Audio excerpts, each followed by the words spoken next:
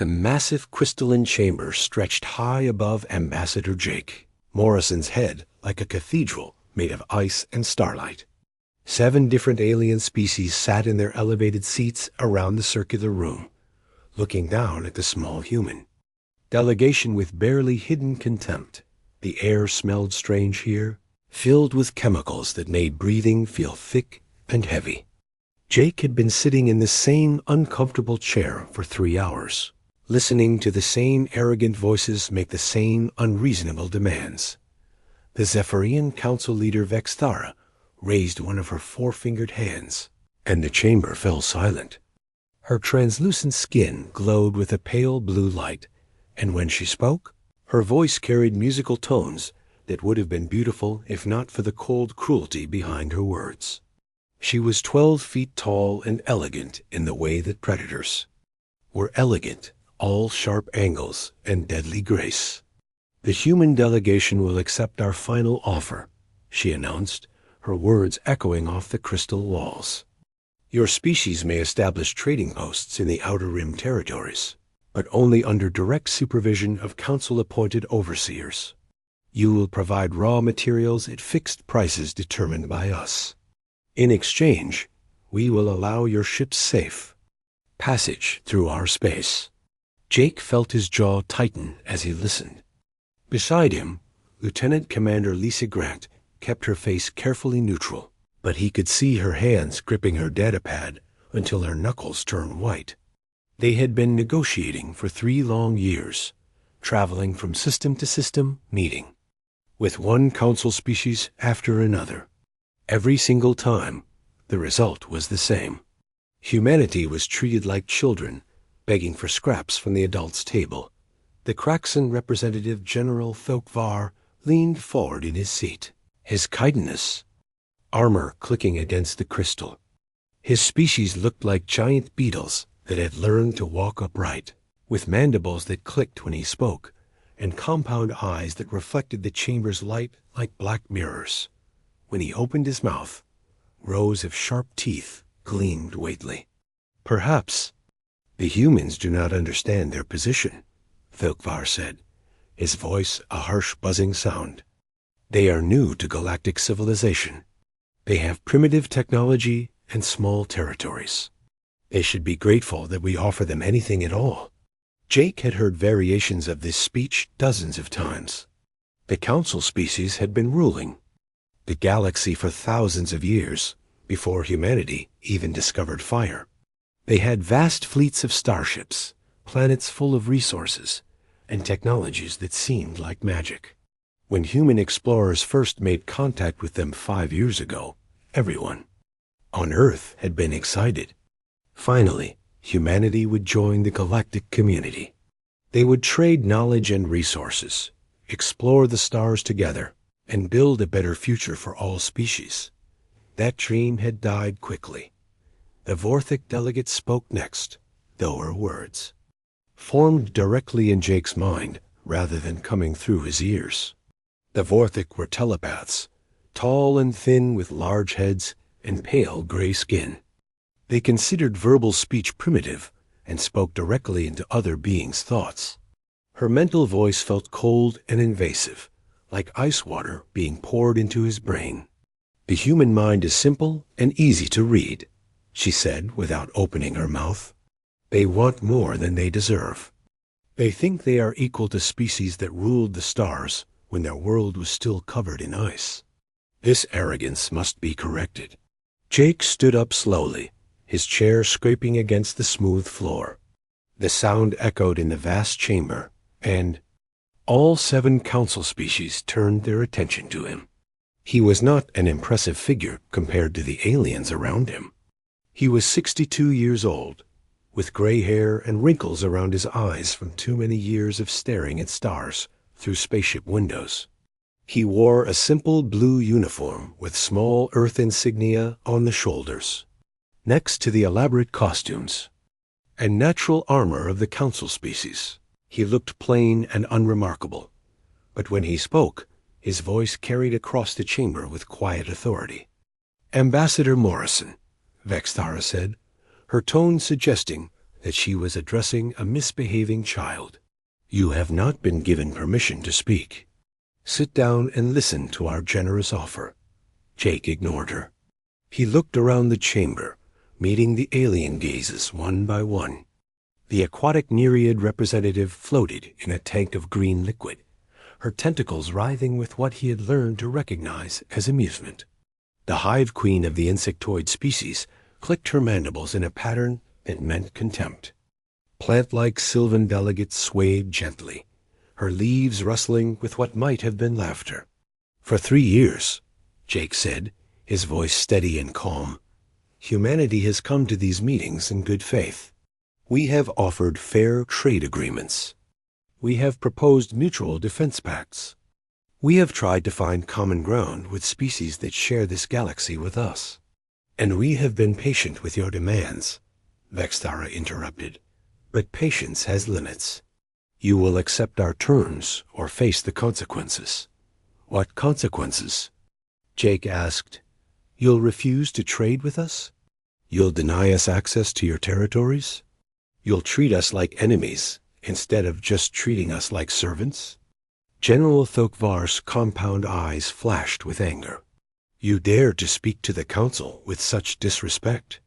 Your species controls perhaps 50 star systems. We control thousands. Your largest ship would be considered a minor patrol vessel by our standards.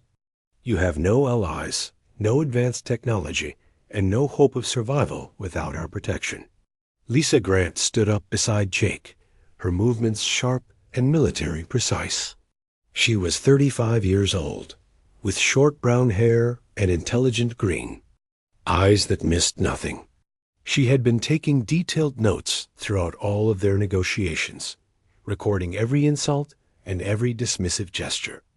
Now she closed her data pad with a soft click that somehow sounded like a weapon being cocked. "Protection?" she said, her voice cutting through the chamber's acoustics. "Protection from what?" "The only threats humanity has encountered in this galaxy have come from Council species testing our defenses or demanding tribute for safe passage through space that doesn't belong to you." The chamber erupted in alien voices, some audible and some telepathic.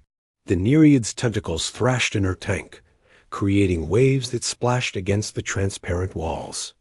The Sylvan delegates' leaves turned from green to angry red. The hive queen's clicking became rapid and aggressive. Vexthara slammed her hand against her chair's armrest, and the sound rang through the chamber like a bell. "Silence," she commanded. "The human delegates will apologize for their insolence immediately, or these negotiations will end." Jake looked at Lisa, and she nodded slightly. They had discussed this possibility many times during their long journey to the council chambers. They had hoped it would not come to this, but they had prepared for it anyway. "You're absolutely right," Jake said, turning back to face the council. "These negotiations will end." He reached into his jacket and pulled out a formal document sealed with Earth's official stamp. The paper was real paper, made from trees, which the council species found primitive and amusing. Jake had chosen it deliberately for exactly that reason. "Earth's delegation formally withdraws from all negotiations with the Galactic Council," he read aloud. "We thank you for your time and consideration, but we cannot accept terms that treat humanity as a subject species rather than an equal partner." Silence that followed was absolute. In all their thousands of years of galactic politics, no species had ever walked away from the Council. Every civilization that achieved space travel eventually came to these chambers to beg for acceptance into galactic society. Some were granted minor membership after decades of proving their worth. Others were turned away and spent centuries trying to earn another chance. But none had ever simply left. Jake folded the document carefully and placed it on the small table in front of his chair. Lisa gathered their materials with efficient movements, packing everything into a single metal case. The alien delegates watched in stunned silence as the two humans prepared to leave. "Where do you think you're going?" Vexthara demanded, her musical voice now harsh with disbelief. "You need us. Your species cannot survive in the galaxy without Council protection and guidance. You have no idea what dangers exist out there beyond your tiny territory." Jake paused at the chamber's massive doors and turned back one final time. The 7 Council species stared down at him from their elevated seats, their alien faces showing expressions he had learned to read over the past 3 years. Shock, anger, contempt, and underneath it all, the first hint of something that might have been concern. "Counselor Vextara," he said politely, "with all due respect, we really don't need you at all." The doors sealed behind them with a deep, resonant sound that seemed to shake the very foundations of the crystal chamber. Jake and Lisa walked down the long corridor toward their shuttle, their footsteps echoing in the empty space. Neither of them spoke until they were safely aboard their ship and lifting off from the Council station. "Do you think we did the right thing?" Lisa asked as she set course for the jump point that would take them back to human space. Jake watched the Council station shrink behind them, its crystal spires catching the light of the system's twin suns. "I think we did the only thing we could do," he said. "Now we'll find out what humanity is really capable of when we stop asking permission and start making our own way." 6 months had passed since Ambassador Jake Morrison walked out of the Galactic Council chambers, and the silence from human space was deafening. Every morning, Council leader Vextara checked the communication logs, expecting to find desperate messages from Earth, begging for another chance at negotiations. Every morning, she found nothing. The humans had simply vanished from galactic politics, as if they had never existed at all. In the crystal spires of the Council headquarters. Alien. Diplomats paced nervously through corridors that once echoed with confident voices. General Thokvar stood before a massive holographic display showing the galaxy's trade routes, his compound eyes reflecting the blue light as he studied the data. 3 major shipping lanes that passed through human territory were now completely locked. Automated beacons at every entry point broadcast the same message in perfect galactic standard language. Human territory. Passage restricted to human vessels only. No exceptions. The messages were polite but absolute. No threats, no negotiations, no explanations. Just a simple statement of fact that had turned entire sectors of the galaxy into forbidden zones overnight. Merchant ships that had used these routes for centuries now had to take longer paths that added weeks to their journeys and millions of credits to their costs. On Earth, President Robert Kane sat in the Oval Office, surrounded by his top advisors. The room was smaller and plainer than the Grand Council chambers, with simple wooden furniture and photographs of past leaders on the walls. But the decisions being made here would reshape the galaxy in ways the Council could never imagine. Operation Silent Running is now fully active, announced Fleet Admiral Patricia Lewis, a stern woman with silver hair and sharp blue eyes. She had commanded human fleets for 30 years and understood better than anyone how dangerous their situation had become. All contact with Council species has been terminated. Our border patrols have orders to escort any Council ships away from human space immediately. Dr. Stephen Wright leaned forward in his chair, adjusting his glasses as he spoke. He was the head of the Colonial Development Authority, responsible for humanity's expansion into space. His voice was quiet, but filled with excitement as he described their latest achievements. "The independence protocols are working better than we hoped," he said. "Every human colony now has complete manufacturing capability. We're producing everything, from basic tools to advanced spacecraft, without any outside help. The Mars Industrial Complex is operating at full capacity, and the Europa research stations have made breakthrough discoveries in quantum communication technology." President Kane nodded thoughtfully. He was a tall man with gray hair and kind eyes, but those who knew him understood that his gentle appearance hid a will of iron. He had made the hardest decision in human history when he approved the complete isolation from galactic civilization. What about expansion?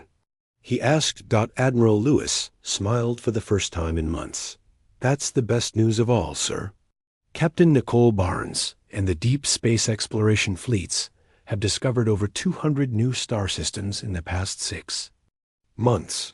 Most of them are rich in resources that the Council never bothered to survey. We're establishing mining operations and research stations faster than we ever thought possible. Light years away from Earth, Captain Nicole Barnes stood on the bridge of the USS Endeavour as her ship emerged from hyperspace into an unexplored system. The star was young and bright, surrounded by 12 planets that sparkled like jewels against the black of space. Her crew worked efficiently at their stations, scanning each world for signs of life and valuable resources. "Captain," called out Lieutenant Commander Gary Phillips from the science station, "the third planet shows signs of rare Earth deposits. The asteroid belt contains more platinum than we've seen in any single system, and the gas giant's moons would be perfect for fuel refineries." Nicole smiled as she looked at the beautiful system spread out before them. "Mark it for colonization priority 1, she ordered. "Send word back to Colonial Command." Humanity just got a little bit bigger.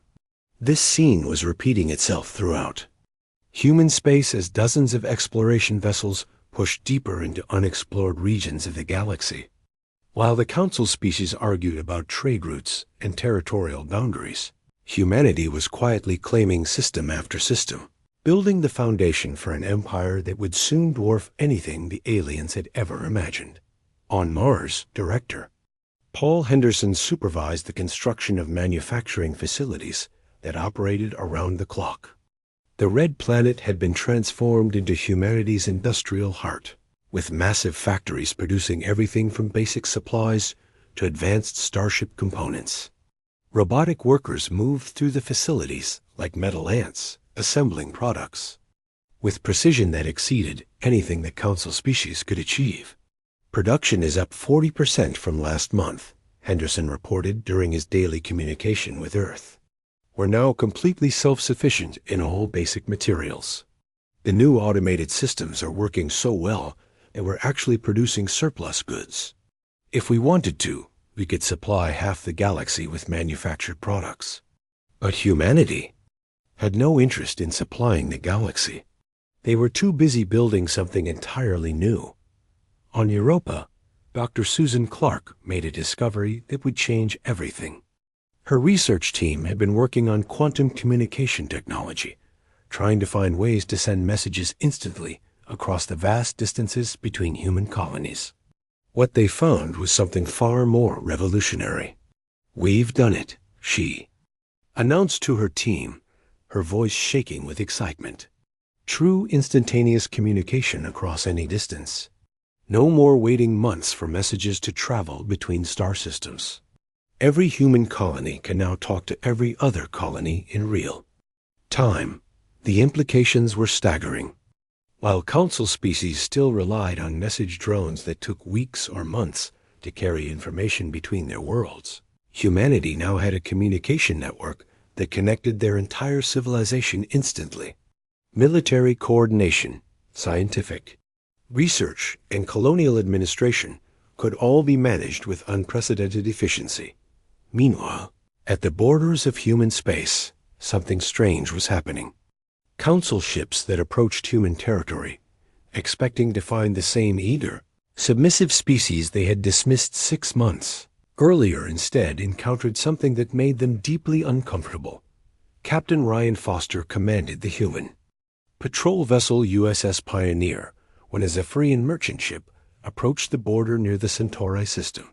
The alien captain probably expected the same negotiations and compromises that had characterized human interactions for years.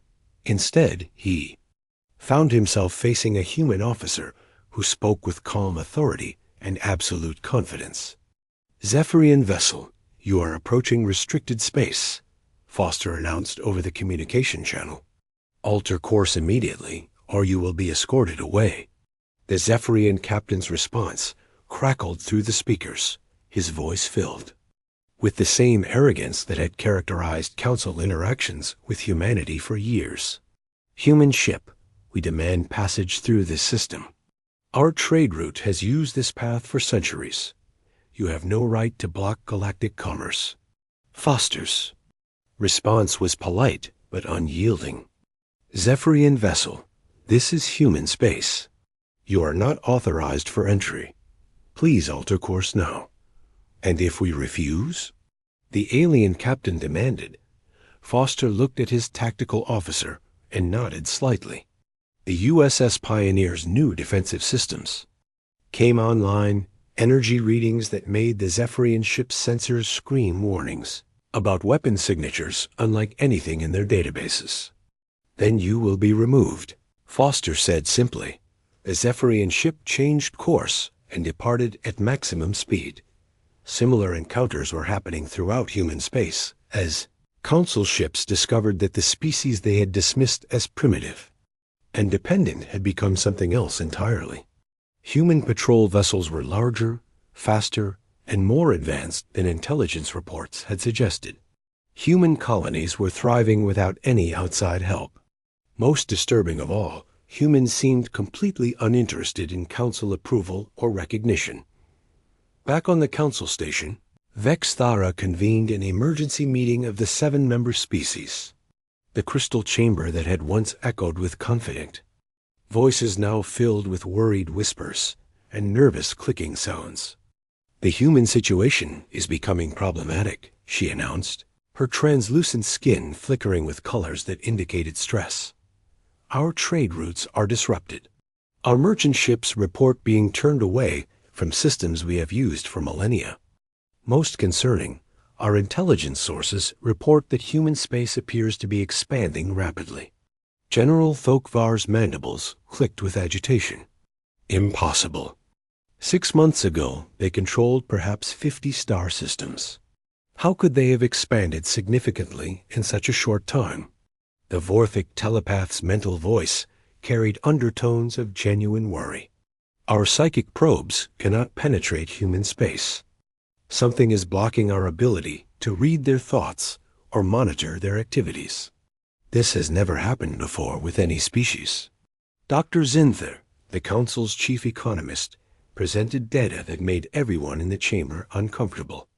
Her aquatic form floated in its tank, while holographic displays showed trade statistics and economic projections. "The disruption to galactic commerce is more severe than initially projected," she reported. 1 year after humanity walked away from the negotiating table, Counselor Vexthara stood before a holographic display that showed the galaxy in ways she had never wanted to see it.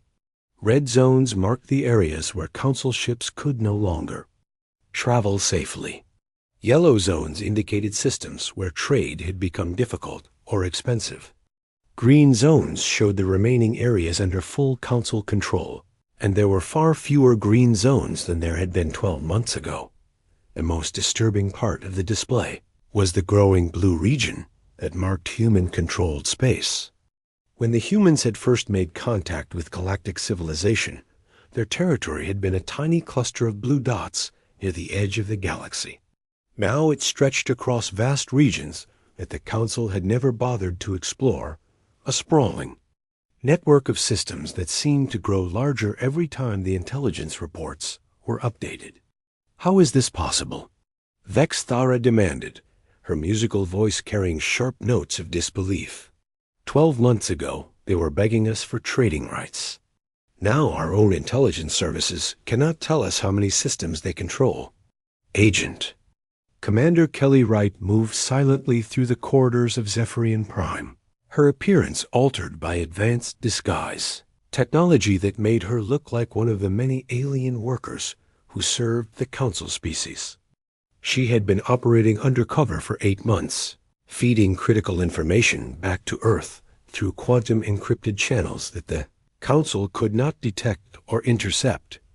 What she had discovered would have terrified the Council if they had known about it. The aliens had no idea how completely they had misunderstood humanity's capabilities. They still thought in terms of the slow, careful expansion that characterized their own species.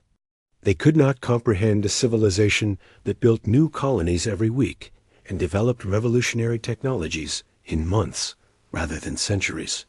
Kelly's latest report painted a picture of Council civilization that was far more fragile than anyone on Earth had realized. The 7-member species had been ruling the galaxy for so long that they had forgotten how to adapt or innovate.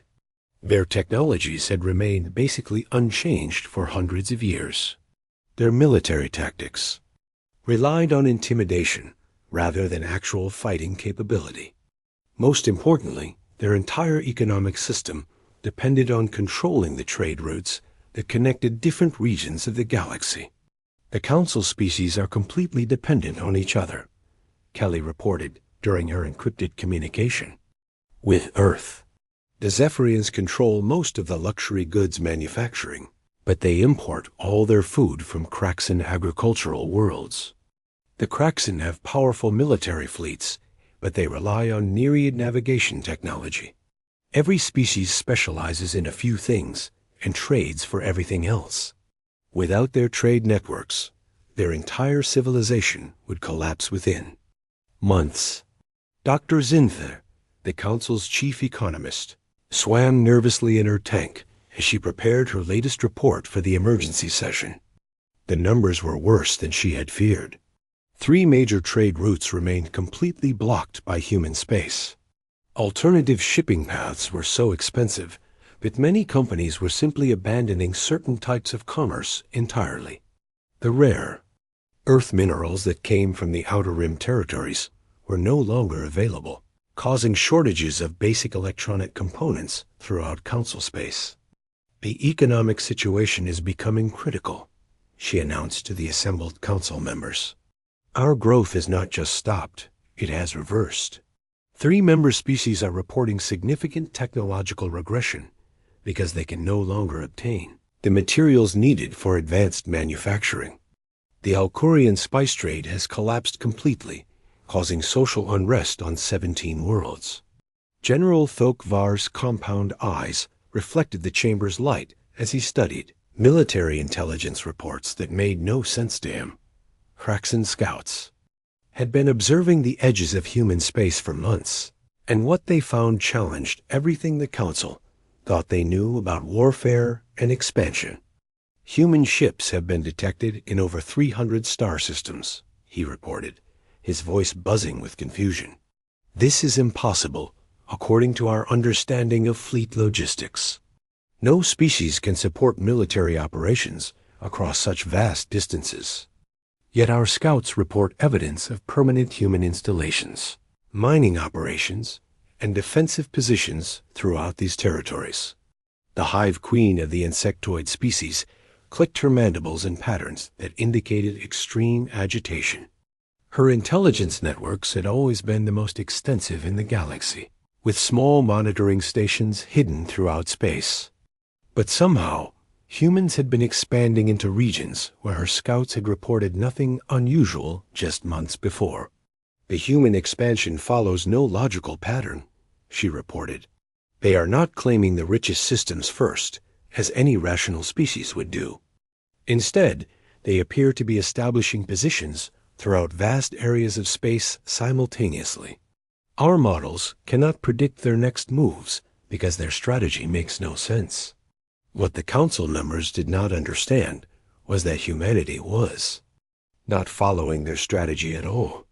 While the aliens thought in terms of linear expansion from a central base, humans were using their quantum communication networks to coordinate simultaneous development across hundreds of systems.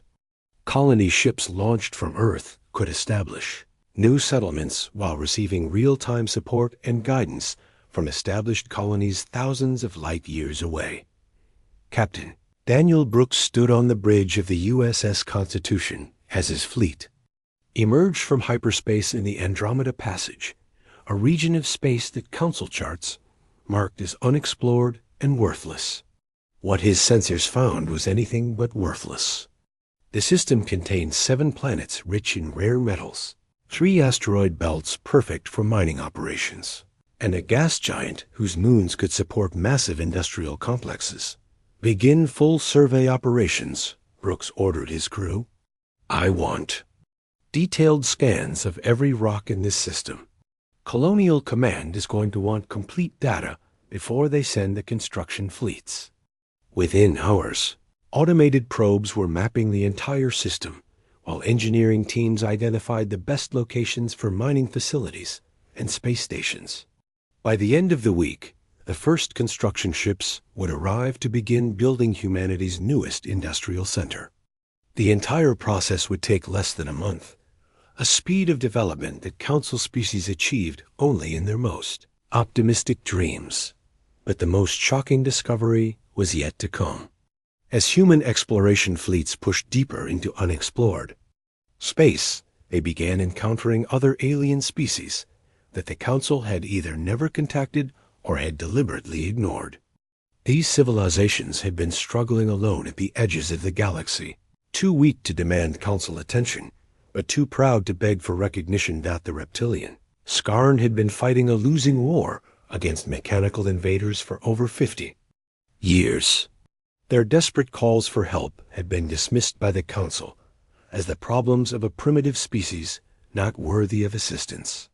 When human ships arrived in their territory, Captain Lisa Martinez found herself facing a proud warrior culture that had been slowly dying in isolation. "We seek no charity," declared war leader Kestar, his scaled hide marked with scars from countless battles. "But if the humans offer fair alliance, the Skarn will consider it." Within days, human military advisors were analyzing Skarn defensive positions while human engineers studied the mechanical invaders' technology. The solution came not through overwhelming force, but through innovation. Human scientists developed electromagnetic pulse weapons that could disable the invaders' control systems, turning the tide of a war that had seemed hopeless just weeks before. Similar scenes played out throughout the galaxy as humanity encountered the crystalline chorus entities, whose unique technologies had been restricted by Council regulations, and the nomadic wanderer fleets, whose deep space navigation expertise had been dismissed as worthless by species that preferred established trade routes. Each new alliance brought unique capabilities to the growing human sphere of influence. The Skarn provided biological technologies that enhanced human medical capabilities. The chorus entities shared energy manipulation techniques that revolutionized human power systems. The Wanderers offered knowledge of hidden routes through space that connected distant regions of the galaxy. Back in the Council chambers, the 7-member species tried to understand reports that seemed to describe a completely different galaxy from the one they had ruled for millennia. Human space was not just expanding, it was attracting allies that brought their own territories and resources into the growing network of human-aligned civilizations. The Gorthic telepath attempted to probe the edges of human space with her mental abilities, seeking to understand human intentions and capabilities. What she found was unprecedented and terrifying. Human minds were somehow shielded from telepathic intrusion, protected by technology or techniques that made them completely unreadable. "I cannot penetrate their thoughts," she reported, her mental voice carrying tones of genuine fear. "In all our history, no species has ever developed effective protection against Vorthic telepathy. Yet human minds are completely closed to us. We are blind to their intentions and capabilities." The implications were staggering. The Council had relied on telepathic intelligence gathering for thousands of years. 18 months after humanity vanished from galactic politics, Ambassador Kethfer stood on the bridge of the luxury diplomatic vessel Starlight Harmony as it approached the edge of human space. He was the most skilled negotiator the Zephyrian species had ever produced, with centuries of experience in convincing stubborn civilizations to accept Council authority. His translucent skin glowed with confidence as he prepared to restore the natural order of galactic civilization. The humans will be eager to resume negotiations once they realize their isolation has failed. He told his aide, a younger Zephyrian named Velfara, who had never dealt with primitive species before. 18 months of economic hardship should have taught them the value of council membership. They will probably offer us better terms than we originally demanded. Kethver expected to find desperate human patrol ships ready to escort him to emergency meetings with their leaders. Instead, his sensors detected something that made no sense according to everything the Council believed about human capabilities. The border between Council space and human territory was marked by a line of defensive installations that stretched across multiple star systems. The energy signatures coming from these stations were unlike anything in Council databases. "Unknown vessel, you are approaching restricted space," came a calm voice over the communication channel. "Identify yourself and state your intentions." Commander Alex Turner sat in the command chair of the USS Guardian, one of the new border patrol vessels that had been specifically designed to deal with unwanted visitors. The ship was sleek and powerful, incorporating technologies that human scientists had developed during their months of isolation. Its weapons could disable most Council vessels without causing permanent damage, while its defensive systems made it nearly impossible to attack successfully. "This is Ambassador Kethver of the Galactic Council," the Zephyrian announced, his voice carrying the musical tones that his species use to project authority and importance. "I demand immediate passage to Earth for urgent diplomatic discussions. The Council has decided to offer humanity another opportunity to join galactic civilization." Turner exchanged glances with his tactical officer, Lieutenant Sarah Mitchell, who was monitoring the alien ship's energy patterns. The Zephyrian vessel was impressive by Council standards, but compared to modern human technology, it looked primitive and slow. More importantly, its crew seemed to have no idea how completely the balance of power had shifted. "Ambassador Kethver, this is human space," Turner replied with polite firmness. "All diplomatic contact must be arranged through proper channels. Your vessel is not authorized for entry. Please alter course immediately." Kethver's skin flickered with colors that indicated growing irritation. In all his centuries of diplomatic experience, no species had ever refused him immediate access to their leadership. The idea that humans might not want to speak with him was completely outside his understanding of how the galaxy worked. "You do not understand the situation," he said, his voice rising with indignation. "I represent the Galactic Council. No civilization in this galaxy has the authority to deny us access. Your leaders will see me immediately, or there will be consequences." Lieutenant Mitchell's instruments detected the Zephyrian ship beginning to accelerate toward the border, apparently intending to force its way through human defenses. She looked at Commander Turner and raised an eyebrow. The alien captain clearly had no idea what he was attempting. "Activate containment field," Turner ordered quietly. The space around the Starlight Harmony suddenly filled with an energy barrier that made forward motion impossible.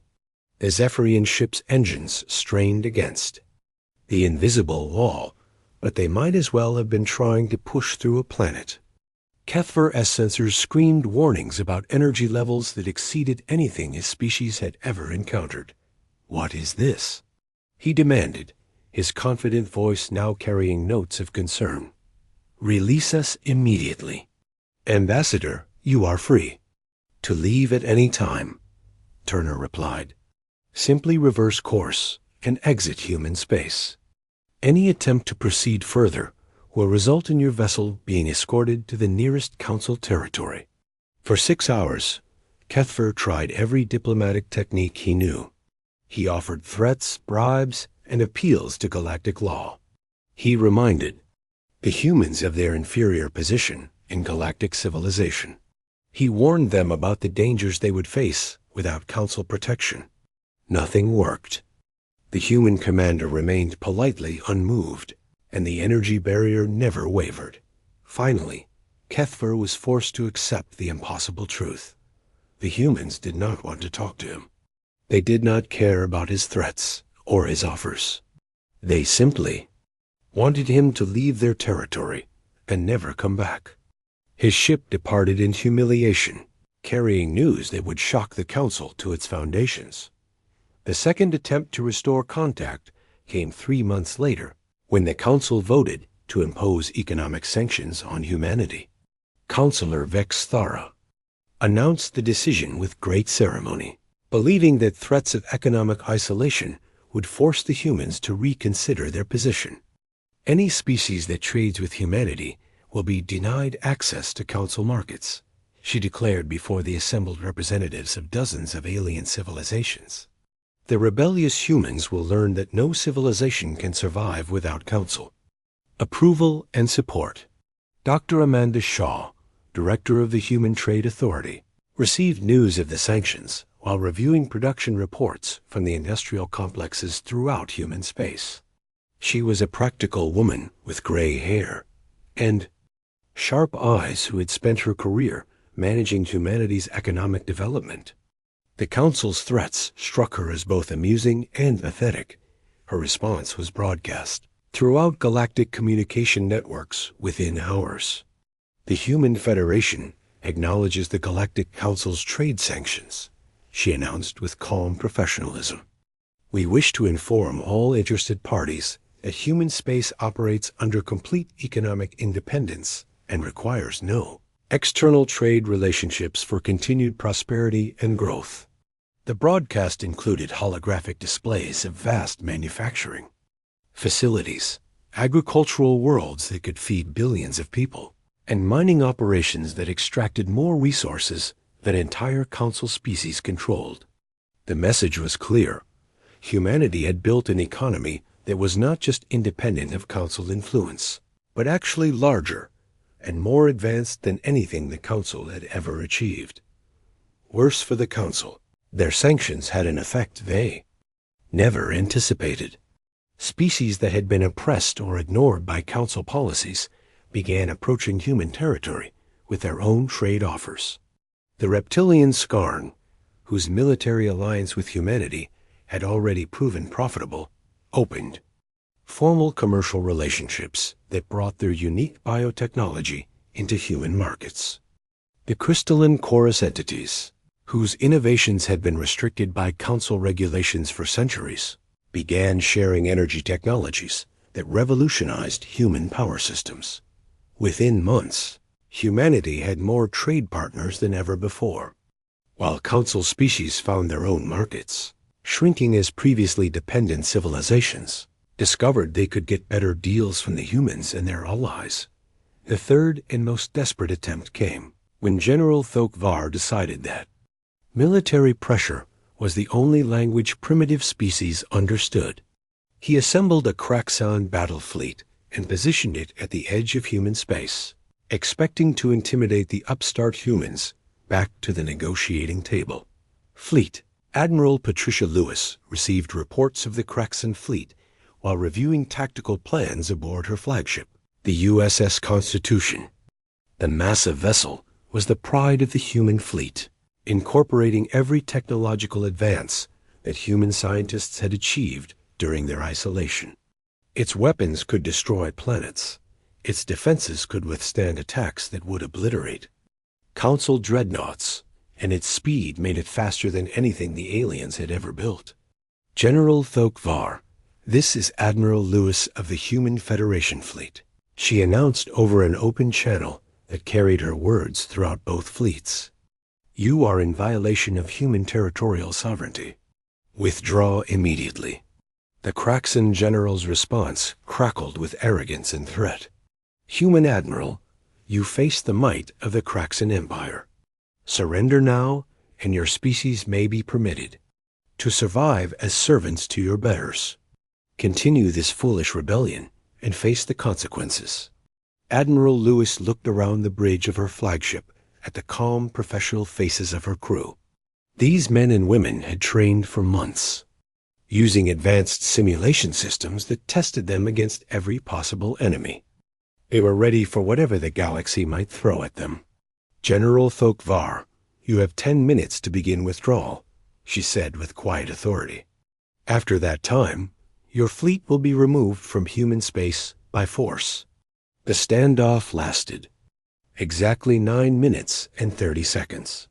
Kraxan tactical officers reported weapons, signatures, and defensive capabilities that suggested the human fleet could destroy them without suffering significant damage. Energy readings from the human ships exceeded anything in their databases. Most disturbing, the humans had somehow assembled a fleet that was not just larger than intelligence reports suggested, but actually larger than the entire Kraxan Navy. General Thokvar faced a choice between humiliating retreat and suicidal attack. 2 years after humanity walked away from the Galactic Council's arrogant demands, President Robert Kane stood before the massive windows of New Geneva, the orbital capital that now floated in space above Luna. The station was a marvel of human engineering, with gleaming towers that stretched for miles and docking bays that could accommodate fleets of starships. Below them, Earth turned slowly in its ancient orbit, but humanity's future now lay among the stars. Fellow humans and honored allies, President Kane began his address to the assembled representatives of 200 colonies and 47 allied species. 2 years ago, we were told to be grateful for scraps from the Council's table. Today, we stand as masters of our own destiny, united with free peoples who chose cooperation over domination. The great assembly hall buzzed with conversations. In dozens of languages, as humans sat alongside scorn warriors, crystalline chorus entities, and representatives from species that had never been allowed to speak in the council chambers. Admiral Lisa Grant, now promoted to head of colonial defense, presented holographic displays that showed the true scope of humanity's transformation. The Human Federation now protects 412 star systems, she announced, her voice carrying across the vast chamber. Our population has grown to over 50 billion beings, including 23 billion humans and 27 billion citizens of allied species. Our territory spans regions of the galaxy that the Council never bothered to explore. The numbers were staggering, even to the humans who had lived through the transformation.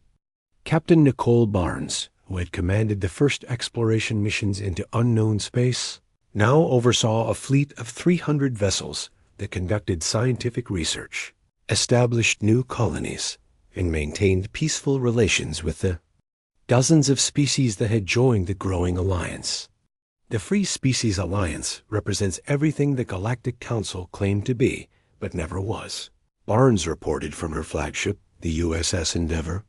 "We offer true partnership to civilizations that share our values of cooperation, innovation, and mutual respect. Unlike the Council, we do not demand tribute or submission from our members." Light years away from the celebration on New Geneva, the Galactic Council chambers had never felt so empty.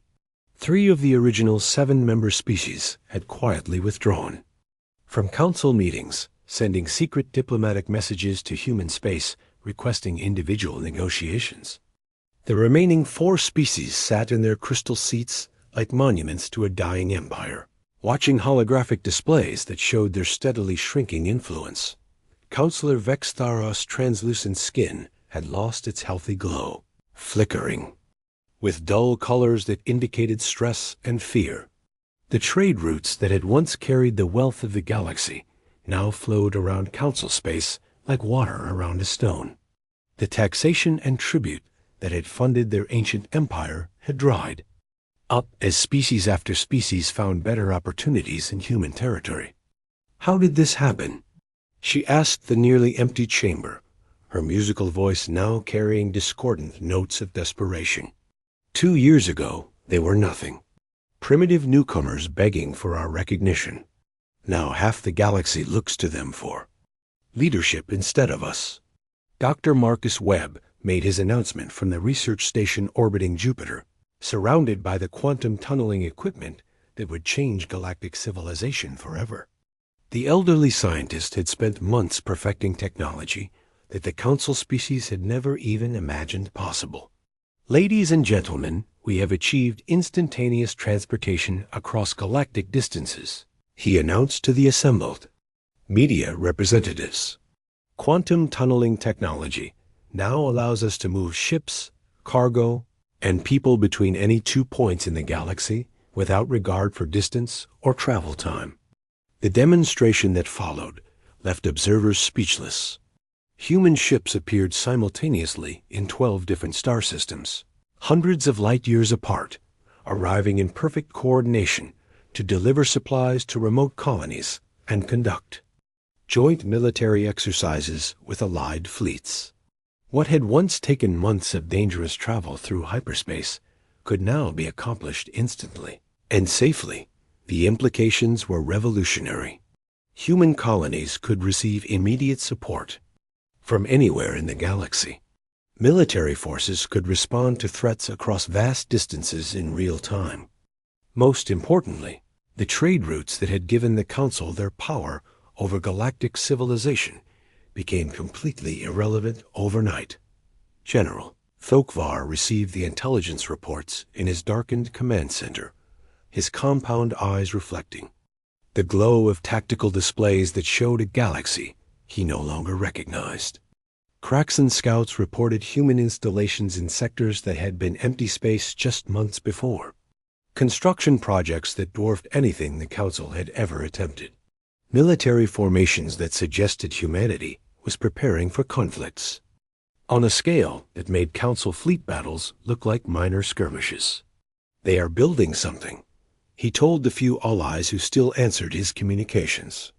Not just defending their territory, but preparing for expansion on a scale we cannot comprehend. Our intelligence estimates suggest they could field fleets larger than all Council navies combined. The breaking point came when Admiral Patricia Lewis led a human fleet to the rescue of the Kelvin system, where a rogue artificial intelligence had begun systematically exterminating all organic life. The Council had declared the situation too dangerous to warrant intervention, effectively condemning 12 billion beings to death rather than risk their own forces. Lewis's fleet arrived with weapons and countermeasures specifically designed to combat artificial intelligence networks. The human ships moved through the infected system like surgeons, precisely targeting the AI nodes while protecting civilian populations with shield technologies that the Council had never seen before. Captain Daniel Brooks coordinated the relief efforts as human medical teams treated refugees from 17 different species.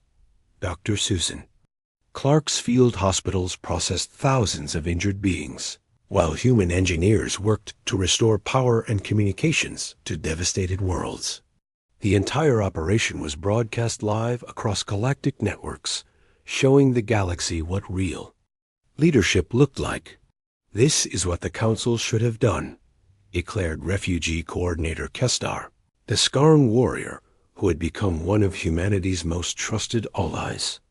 Instead of hiding behind bureaucracy and excuses, the humans came to save people they had never met, simply because it was the right thing to do.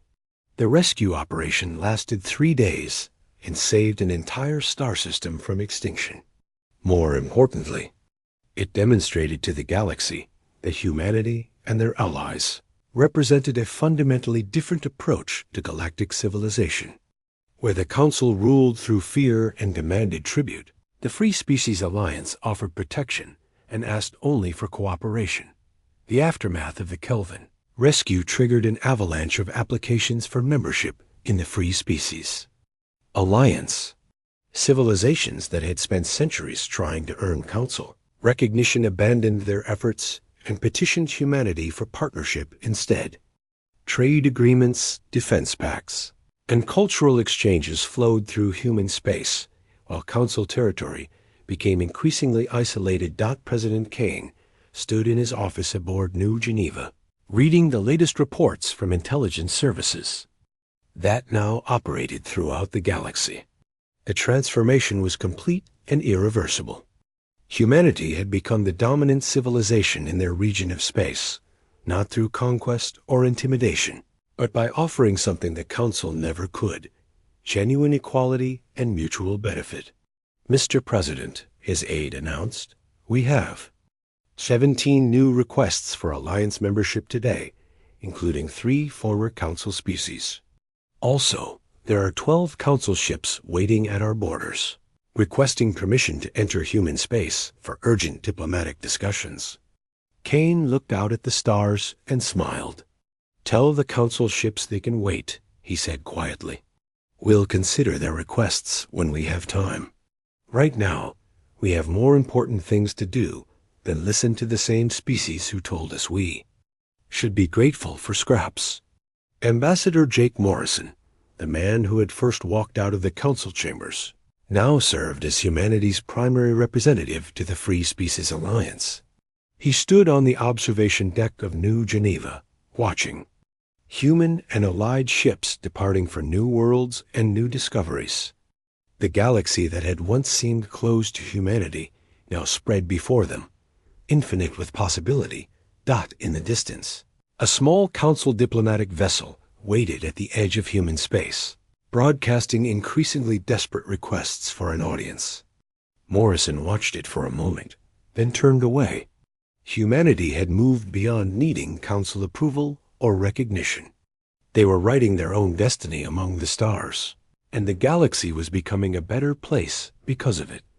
The Galactic Council still existed, ruling over their diminished territories with the same arrogance that had driven humanity away. But they no longer mattered. The future belonged to the civilizations that had chosen cooperation over domination, innovation over tradition, and hope over fear. Humanity had proven that sometimes the best response to an unfair table was simply to walk away and build something better. The galaxy would never be the same.